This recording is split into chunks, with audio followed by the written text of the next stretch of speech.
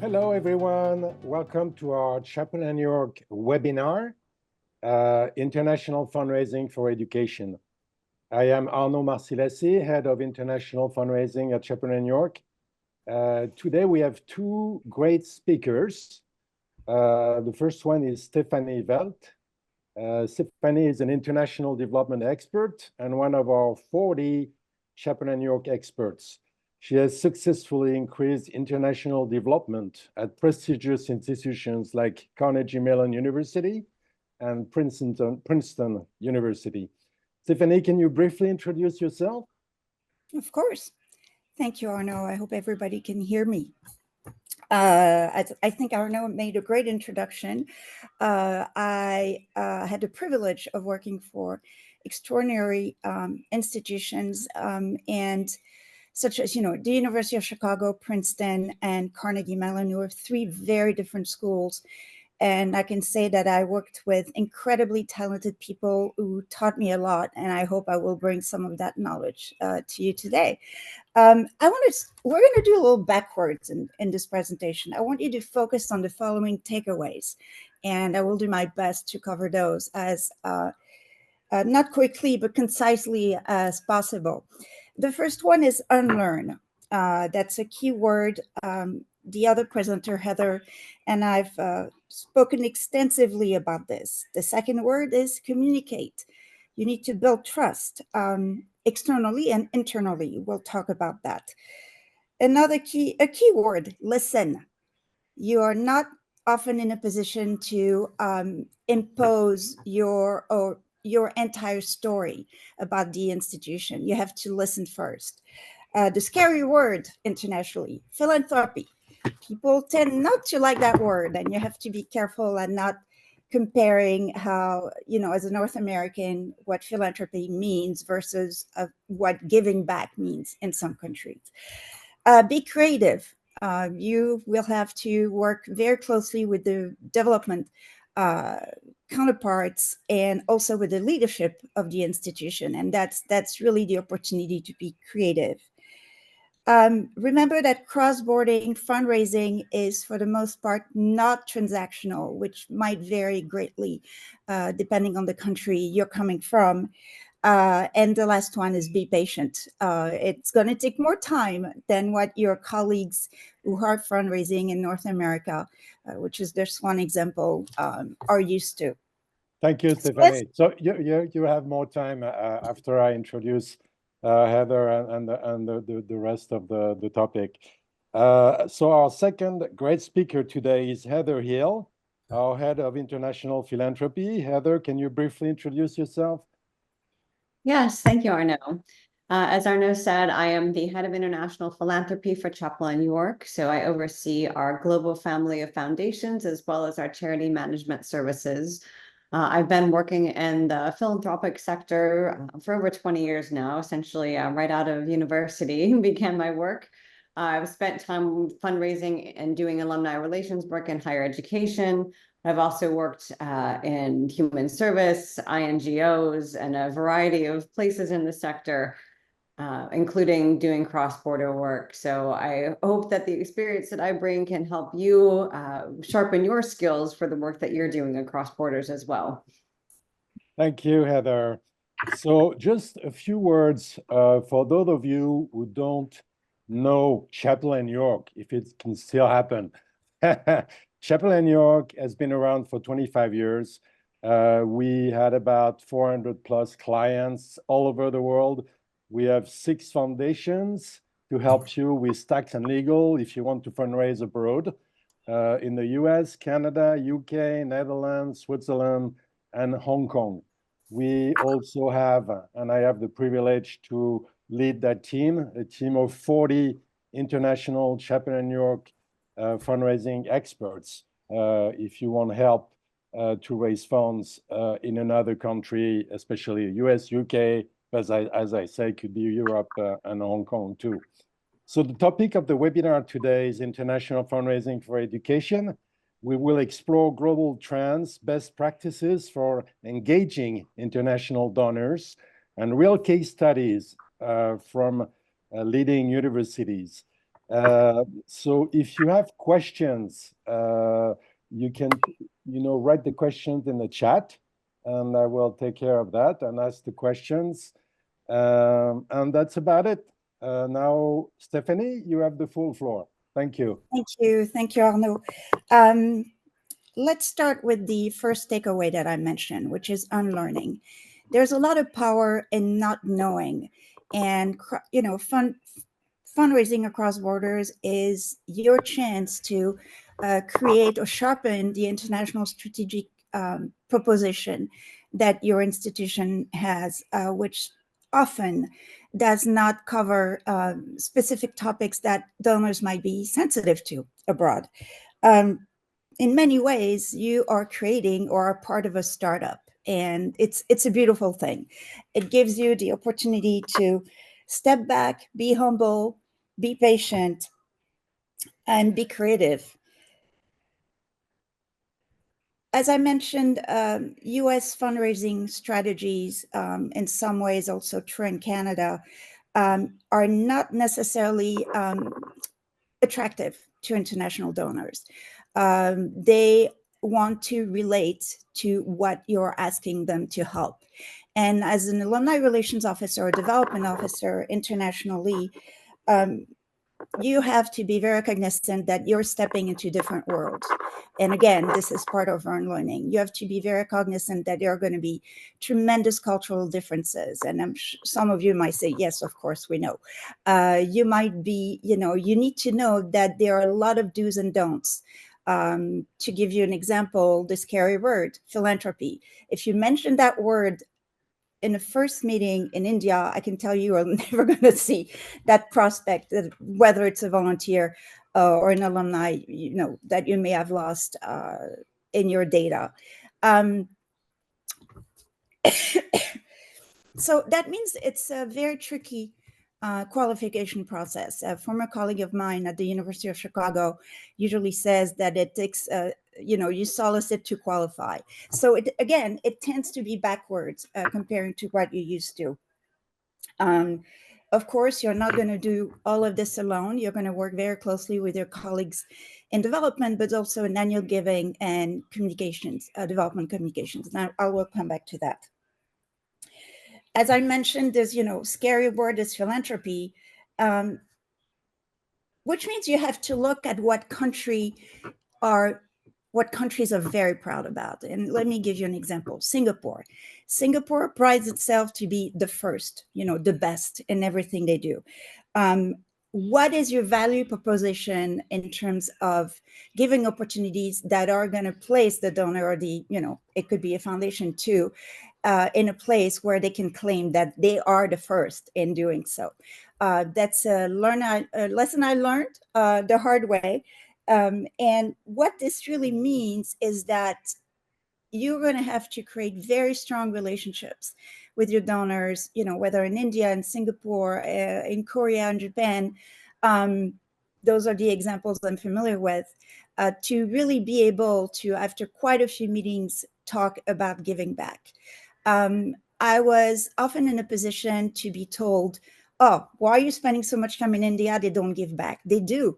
You just do in very, very different ways. And part of your job is going to be, adapting their way of seeing giving back to what may support your institution strategic priorities. You're going to have to really work a lot on communications. And I want to insist that, especially if you're new in an institution, you're going to spend as much time building internal trust with your colleagues as you spend time building your prospect pool and cultivating donors abroad. Very often you're the new kid on the block, or international philanthropy is not well known by your colleagues in development. And I came to fundraising from the world of alumni relations, which often is just put aside, by development, and not because they do not understand that, especially internationally, you are opening the door to a world, a bigger world of prospect pools. And not only that, a world of institutional relationships and relationships with associations that are creating engagement opportunities that may not have existed before, even in your, base country. This will give you the incredible opportunity to engage and educate your leadership. I have been in situations where I was told, Stephanie, why do you want me to go to Vietnam? We have nothing going on in Vietnam.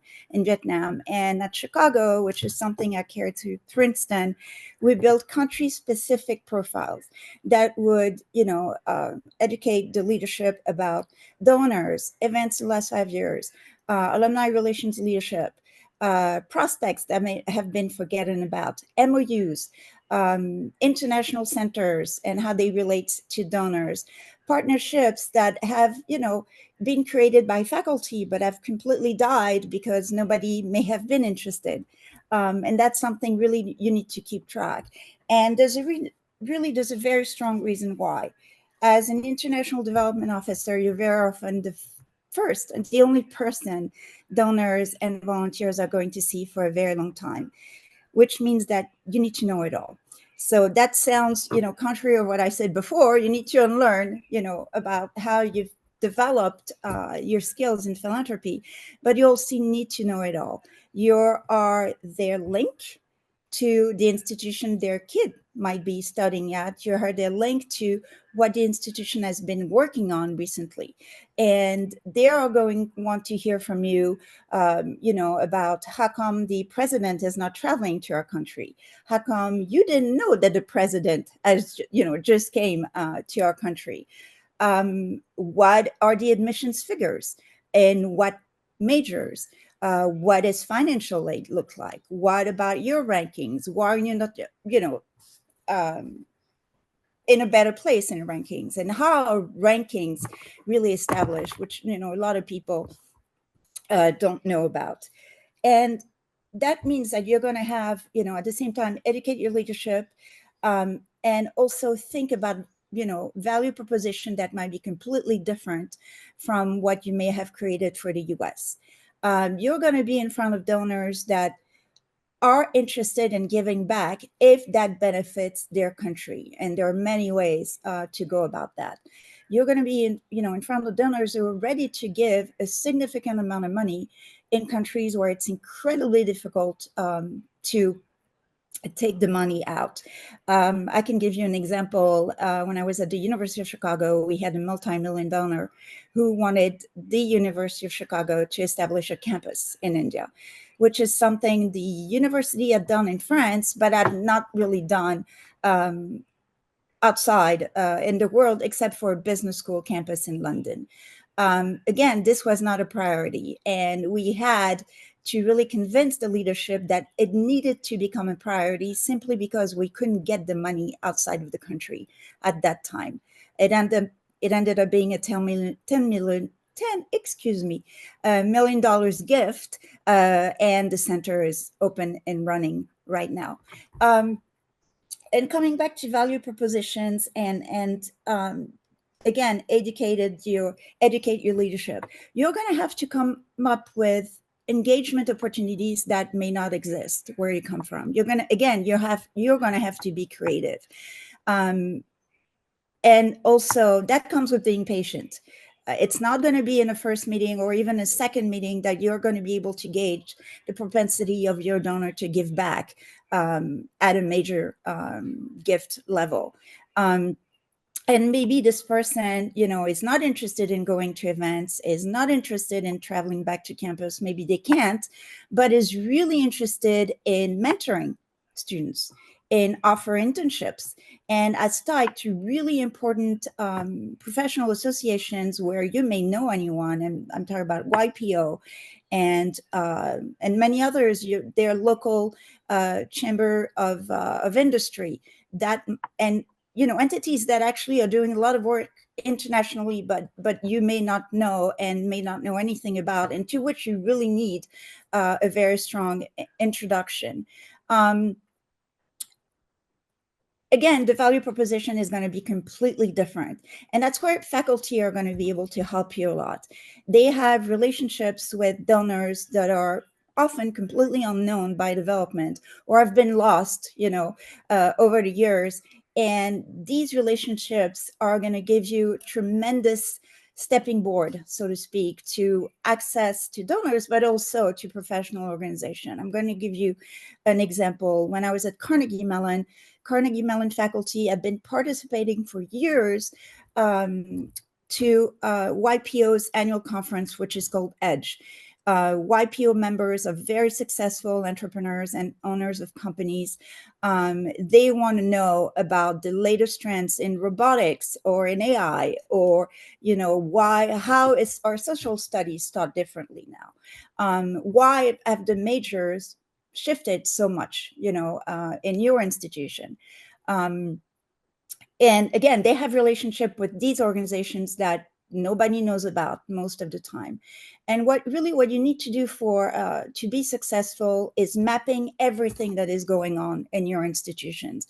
And that means your anticipated travels, development travels, study abroad programs, presence abroad. And that might not be a full-fledged center, but that might be some association that faculty have developed with local donors. An example is that at Princeton, there was actually a very active center in Greece that none of us knew about. And that led to, multi-million-dollar gifts. This will, again, come back to creativity. You are going to, in mapping international activities, be able to partner with so many people on campus. You're going to be able to learn so many things and really build up your country-specific profiles, which are equally important for development officers as it is for leadership. You are going to be able to increase international alumni relations and development activity. I can tell you that at Princeton, and I have another example at the University of Chicago, really following the very few examples that I've given to you, increased, let's say, annual giving participation by 50% in international constituents, 314% in increase in global prospect pool since the last campaign, and 35% in international alumni engagement, which means events and so on, and also, volunteer opportunities. And that resulted in 20% increase in international giving. And for a lot of development officers, 20% is not a lot, but actually internationally, it is a lot. And one of the best constituency you need to rely on and with which you need to build very strong relationships are parents. Parents are the best marketing you can have on site. They're very proud of where their kids are studying. They want to learn sometimes about the institution, sometimes, even often more than alumni and volunteers. And they are the best, again, marketing at promoting the institution and engage other parents. This has been very successful in my experience in India. And also, especially because your Indian donors may not be at the same level of social visibility, and that helps you bring into the fold people who might be left out, but who have equal potentials as, people who are more known in the philanthropic world in some countries. You have going to rely, in addition to parents, on your local chapter club leadership.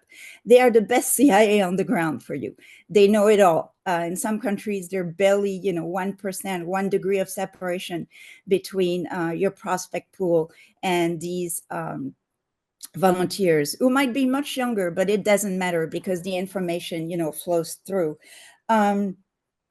All of this, strong partnership with development, strong partnership with communications, because you want to help development communication create culturally sensitive communications that may have not been done, in the past. You want to create visibility with the local chapter, who are going, they want you to come back. There's no such thing as a one-off visit.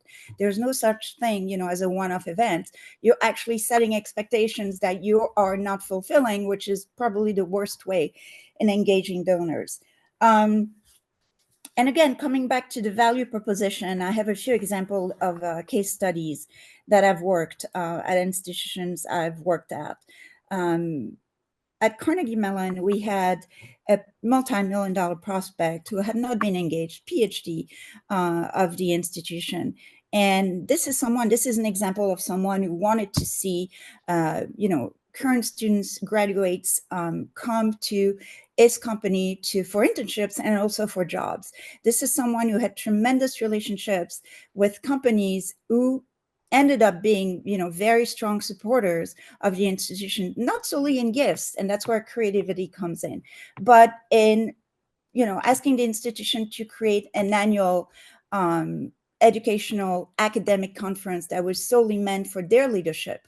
And that gave the institution's leadership a tremendous exposure to an institution and tremendous exposure to giving opportunities. That was the case at Mahindra in India, who ended up giving $10 million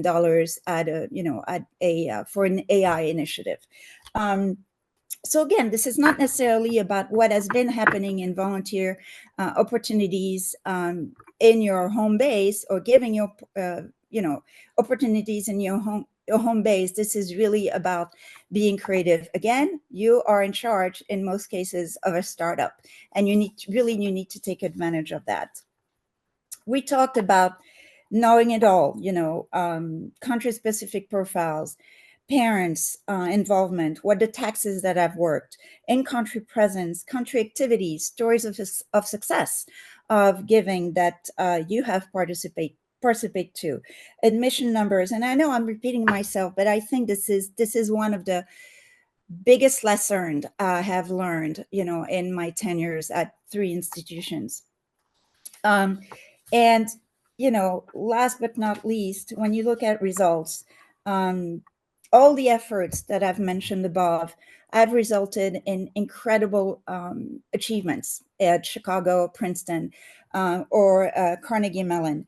And also because you have developed very, very strong, very intimate, so to speak, relationship with your colleagues in development, who, if you have the opportunity to travel with, are going to enable you to do the work of 10 alumni relations and development officers, versus one person traveling.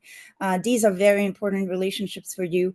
They're going to bring knowledge to you that no one may have at your base institution. So I think, again, coming back to the takeaways, remember that you need to unlearn, you need to be humble, you need to be patient, you need to communicate, build trust across the institution, and of course, outside of the institution. You need to learn how to listen, probably even more than you have, in your home country. You need to be very mindful at not constantly comparing what you want to do in the country you're visiting to what may happen, in your home country. In most cases, they won't care. That doesn't relate to what they could contribute to in their country. You're going to have to be creative, create engagement opportunity and giving opportunities that have not existed. And for that, you need to build strong relationship with development officers. But in most cases, you also need to educate your leadership about what will work, in this particular country, because giving history might be different, and also because giving opportunities that you know of might not be attractive to these donors. You need to remember that cross-borders fundraising is, in most cases, not a transaction. It's about building a relationship that might take 10 meetings. So again, you need to be very patient, and you need to educate your leadership that patience is the key to really being successful. And I think being patient is really the key word. I keep talking about keywords, and there are many, listen and avoiding the word philanthropy. But I think patience is probably what you need to remind yourself all the time. And that's going to be the strongest word that can support your learning process, if you will. So there are many, many more topics to discuss. I hope you have many questions, and I'll be happy to answer as much, as I can based on my experience. Thank you, all in all. Thank you, Stephanie. Again, if you have questions, feel free to write the question in the chat, and I will ask the speakers. Just one question, Stephanie. You're French, like me, which is Yes. fabulous. And you've been living in the US for a long time. And you know that in countries like France, where we have great higher education institutions, the US are seen that like, the land of plenty for fundraising. And sometimes it's kind of a dream. And they want to go to the US and raise funds for their great university. They want to talk to their alumni who live abroad, and they don't know how to do it. They don't know how to address these topics. I've seen a lot of big institutions in Europe with alumni living abroad, or even alumni who went also to a US institution, a US university, and who give to their US university and not to their alma mater in Europe. So it's complicated. I just wanted to have your view as being French and as now living for a long time in the US. Is there a potential for great higher education institutions from Europe or any other place in the world to raise funds in the US? Oh, definitely. I think that in most cases, and this is based on my knowledge of my home country, but also other European countries, they have not thought about the tools that would help them identify and cultivate their donors abroad. And this is where Chapel in York, can help these institutions. Very often, the relationship starts with an American institution that has a research relationship with an institution in France, or that has an agreement in exchanging faculty. I can give you a strong example. Sciences Po, one of the great schools in France, had a very, very strong relationship with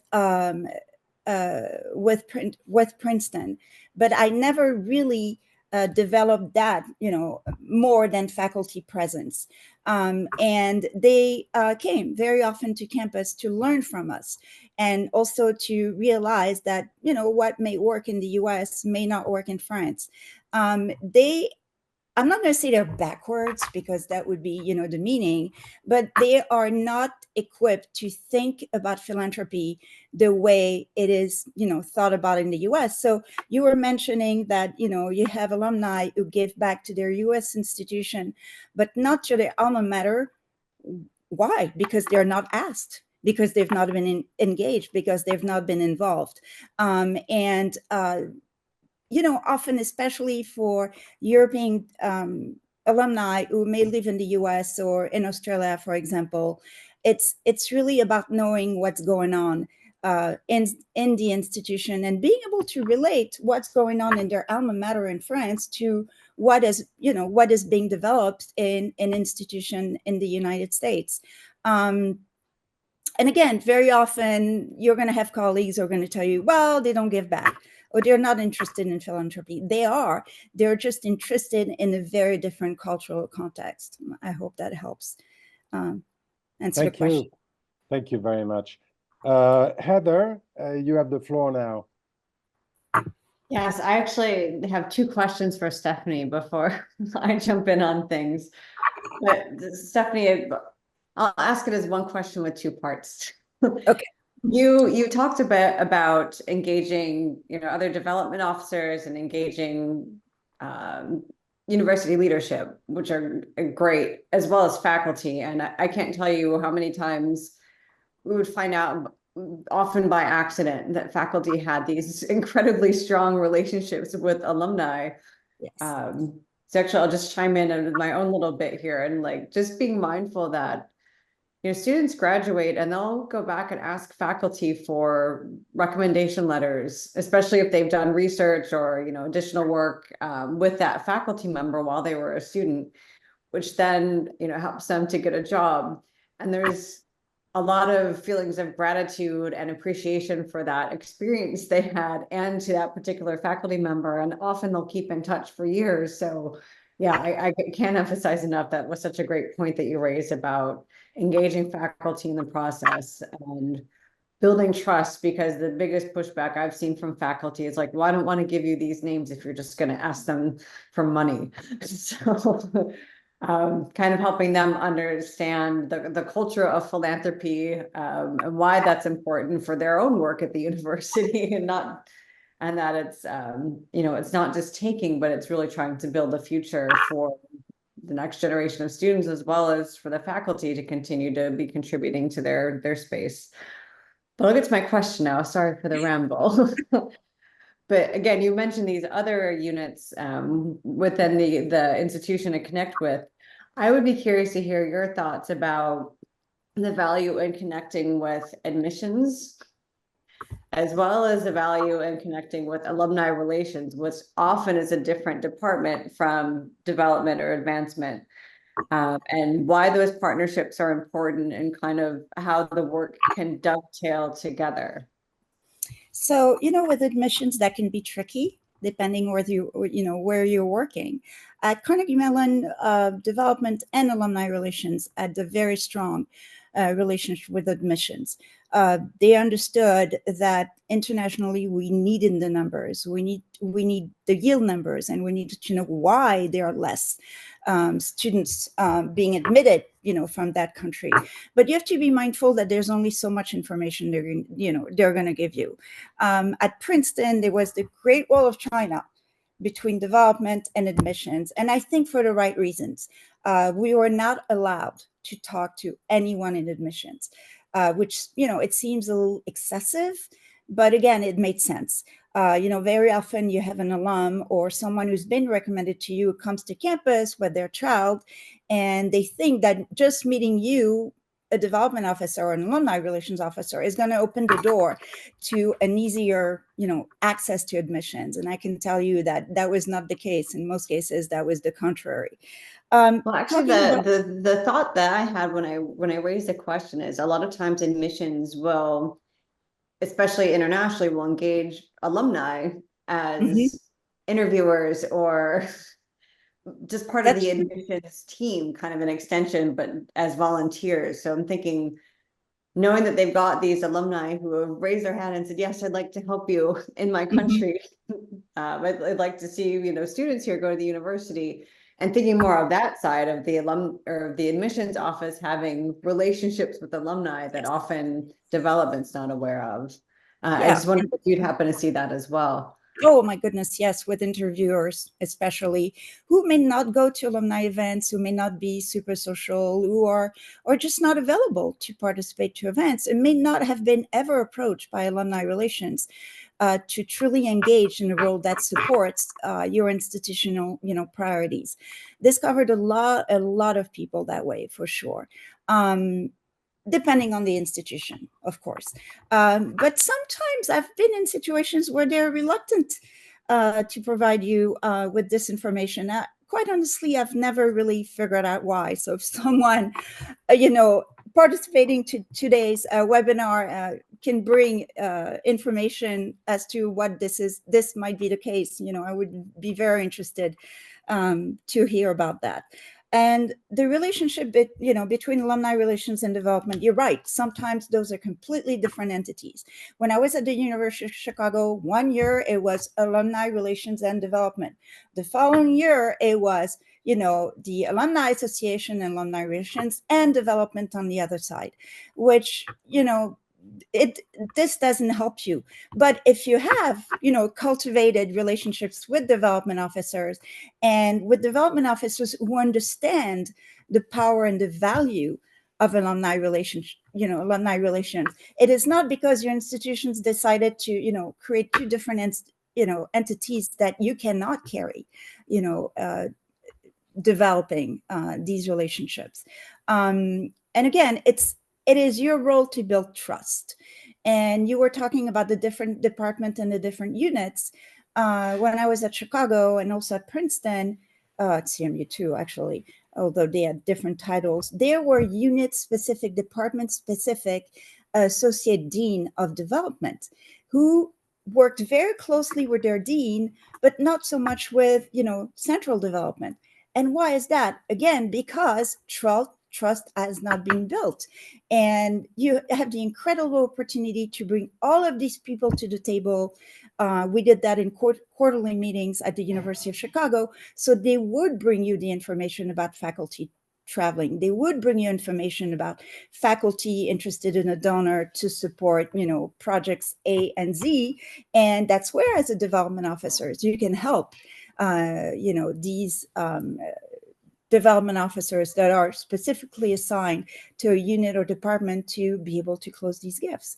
And there's just so much to learn in the process. And I can tell you that there are a few people I've worked with who were, unit-specific development officers who learned a lot in a process too. Thank you. Heather, you wanna add something? Yes, and that's great, Stephanie. I know, especially my experience in higher education with working internationally, it was the information that the alumni relations team had, again, looking at separate units, and then also management school, different from engineering school, different from graduate studies, different from the other professional divisions, but getting that coordination, but particularly with alumni relations, because there might be chapter activities, there might not even be formal chapters, but just these little ad hoc events that they knew alumni were having gatherings and they were supporting. Mm-hmm. But again, sometimes on the development side, if that's not tracked in a database, not knowing that you've got these alumni clusters internationally who are active and participating, alumni relations can really help shine some light on that. But I'll talk a bit now about, if you've got the engagement in these other countries, you've got your alumni and parents and other connections who are interested and keen to give back to their alma mater abroad. How do you actually bring those donations across the border? How does that function? And I know that oftentimes just the prospect of doing that can freeze people in their tracks and thinking about international fundraising. Because it seems, again, often international and cross-border work is just one bit of someone's job. It's been tacked on to their primary role, which is doing the in-country fundraising. So having the time to actually understand how it works is often a luxury that's just not available. So it's just one of those things that keeps getting, it'd be nice if I could do the international bit, but I really need to focus on the people at home. And I don't have time to figure out how this works. Well, it's actually a lot easier to figure out how it works than I think a lot of fundraisers think it is. And there are partners who can help, Chapel New York being one of them. But there are different options when you have a donor in a different country. First of all, the question to ask is it possible for the donor to receive a tax benefit for a donation to you in their country? And then the second question is that donor interested in a tax benefit for their gift? Generally speaking, that answer is going to be yes. If the tax benefit's available, the donor is going to want to take advantage of that. But for some donors, they're not as concerned. It kind of depends on what the vehicle is that they're using for their giving. But if you know that you have donors in a country where there are tax benefits available, those donors are interested in being able to, claim those tax benefits, then what are the mechanisms available to you? Well, you can find a partner institution. So another university, maybe you've got an exchange program with them for faculty or students or something.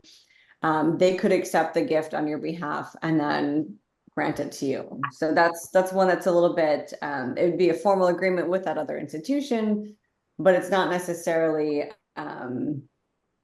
going to be a sustainable thing if you have a lot of donors in that other country. So it might be a solution for a one-off or a specific program.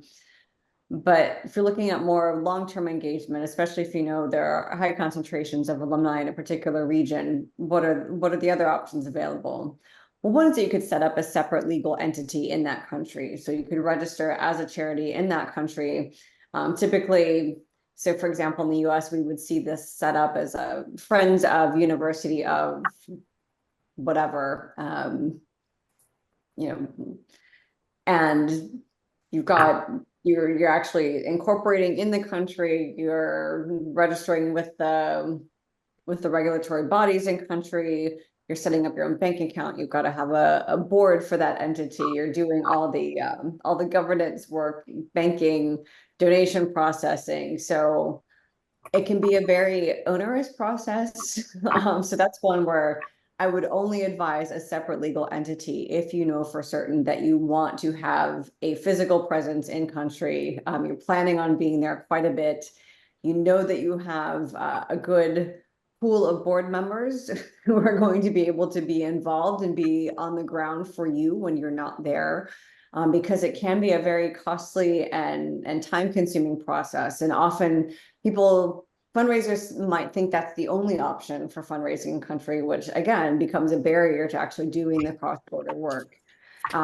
There are organizations who can help if that is something that makes sense for you. You know you want that long-term, or perhaps you've already got that set up and you're looking to find ways to increase your efficiency of keeping that entity, but finding more time to actually do the fundraising part rather than spending it on the legal and regulatory and admin side of things.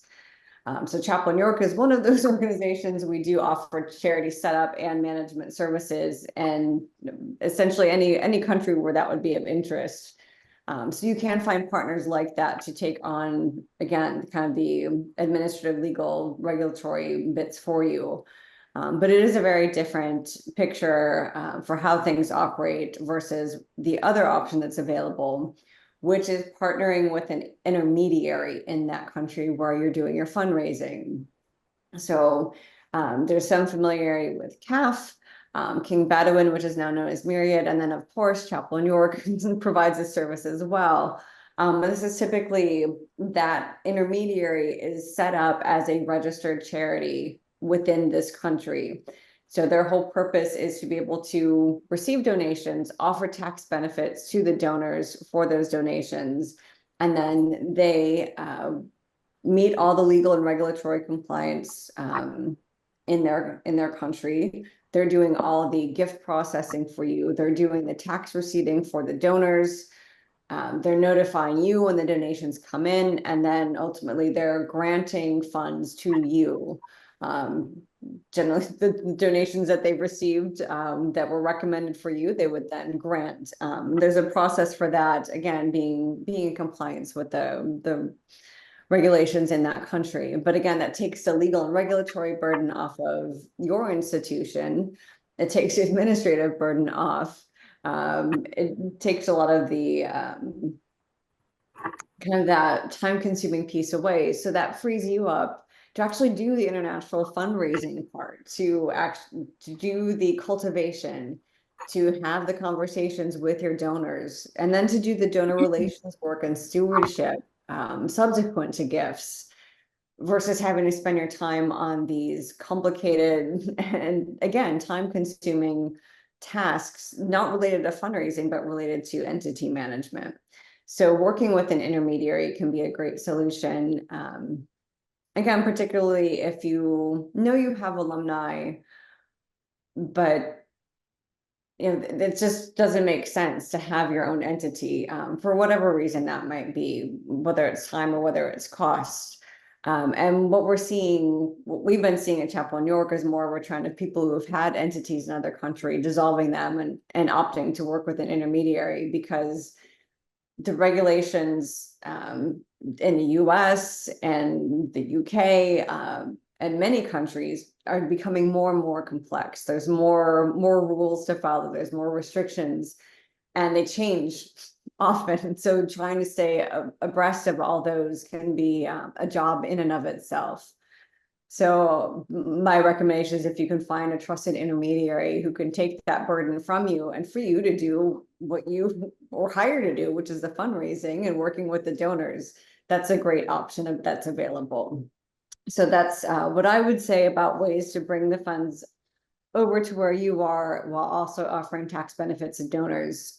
Again, you can, if you have a partner institution in higher education, that's great. If you want to set up your own entity, that's great as well. But again, probably the most cost-effective and efficient solution is working with an intermediary organization that specializes in cross-border. With that, I would hand it back over to Arnaud. Thank you so much. It's the end of our webinar. Thank you very much to all of you. Thank you, Heather. Thank you, Stephanie. We are going to start a new series of webinars starting in September, and we will be back to you with the news about our new series of webinars. Thank you for coming today, and have a great summer, and see you in September.